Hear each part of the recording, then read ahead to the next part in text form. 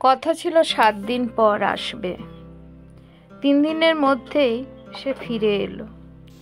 আমি তখন বাসি বিছানা, বাসি চাদরে ছড়িয়ে ছিটিয়ে কলম চিবিয়ে মরছি। কিছু লিখে নিতে হবে এই সময়, কারণ সে ফিরে এলে আমার আর আলাদা করে আমিটা থাকে না। ও মা, সে হঠাৎ এসেই আমার হাত থেকে কলম কেড়ে নিয়ে বলে, কাল মকর, চল উঠোনে একটা উনুন বানাই। মাথা গরম হয়ে গেল আমার। বললাম, শোনো কাকা, তুমি গিয়েছিলে পৌষ পালতে বাড়িতে, তা মকরের আগে পৌষের সংক্রান্তিতে ঘাড়ে এসে পড়লে কেন বলো তো? হরি কাকা আমার কথা যখন কানে তোলে না, তো তোলেই না, কিন্তু কানে যখন তোলে তখন চোখ দুটো বন্ধ করে এমন মুখ নামিয়ে থাকে যে সারা পৃথিবীটাকে যদি রুটির মতো চাটুতে কেউ উল্টে দেয় তবুও চোখ খুলবে না। আমি কথাটা বলে তাই চট করে দেখে নিলাম হরি কাকার মুখ। দেখলাম নির্বিকার। মাথাটা আরো তেতে গেল তার মুখটা দেখে। বললাম, তুমি এমন কেন করো বলো তো হরি কাকা? কাকা আমার কথার উত্তর দেবে? সে ঘুরে বালি।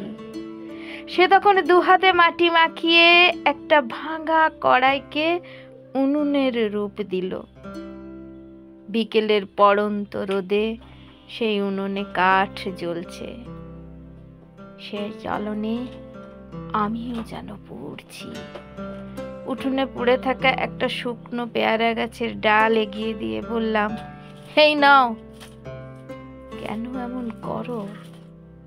কাকা 2 হাতে ডেকি চাটা কামিনী চালের গুঁড়োতে সবে গরম জল ঢালছে। কোনো উত্তর দিল না। আমার অক্ষি ঘোলক ঝাপসা। বললাম, তুমি কেন এমন করো? হরি কাকা গরম চাদরটা গায়ে টেনে দিয়ে বলল, শুধু তোর জন্য রে। তুই ছাড়া আমার আবার পৌষ লক্ষ্মী কোথায়? তাই পিঠে বানাবো, চল। আমার চাদরের গায়ে লেগে গেল কামিনী চালের সুগন্ধ, আর সারা মন লেপটে গেল কাঠ পোড়া ধোঁয়ার গন্ধ। নমস্কার বন্ধুরা, শুভ মকর সংক্রান্তি।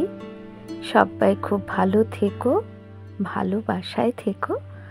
আর আজকের এই ছোট্ট অডিও ভিডিও তোমাদের কেমন লাগলো তা অবশ্যই জানাবে।